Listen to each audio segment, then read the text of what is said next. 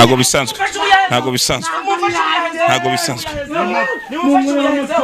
kura yo moto kura moto Motoni yanjye kura iyi motoni yanjye ubu yahezeho nimumfashe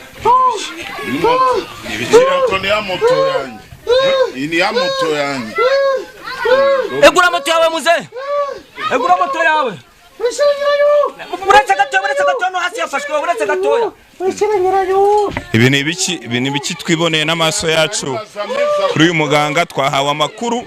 ariko ndabona ibibera hano rwose ni ibintu bidasanzwe zamura aho ngaho babyeyi dukomeje gupfukama imbere yanyu tubashimira kubw'umutungo twakiriye fungura urebe umutungo wawe wamaze kwakira umutungo wawe yamaye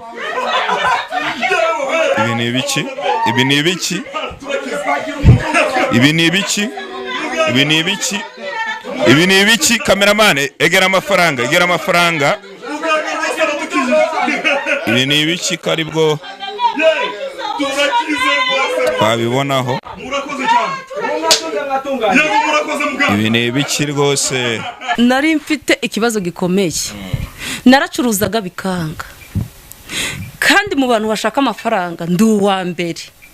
ariko nkayashaka nkayabura pe nkayiberwa niyo ari kuri gitira nkashora miliyoni 2 zose zigahomba ngabona nsigaranye nka miliyoni 1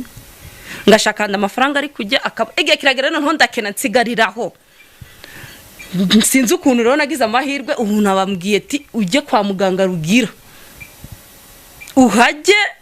rwose uzahagirira umugisha ndavuga uko byagenda kose maze guhomba nari nsigaye ndi umutindi gutyo urukumbona urasura kubona ko ndi umugore mwiza ukeye sibonye imodoka yanjye mfite hariya mfite n'izindi mu muhanda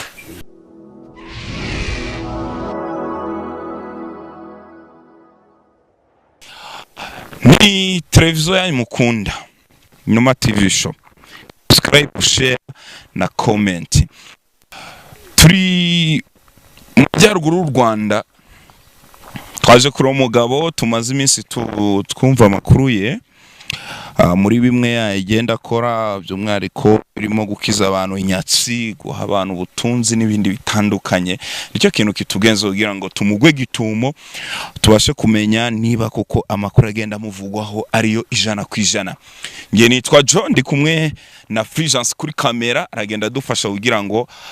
mashusho ndetse n'amajwi bigende bibageraho 5 kwa 5 turagenda tugana n'abaturage muri bice duherereyemo kugira ngo tumenye uko ibintu ubyifashe